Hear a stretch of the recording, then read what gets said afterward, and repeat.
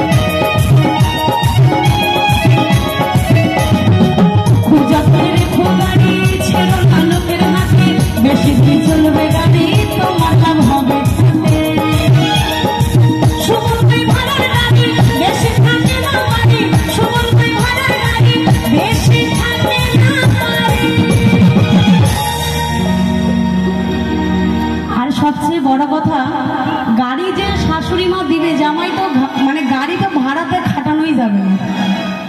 নিজে চালাচ্ছ ঠিক আছে, ভাড়া খাটানোই গাড়ি একদম 3-4 দিনই ঝাঁঝরা হয়ে যাবে, আর চলবে না।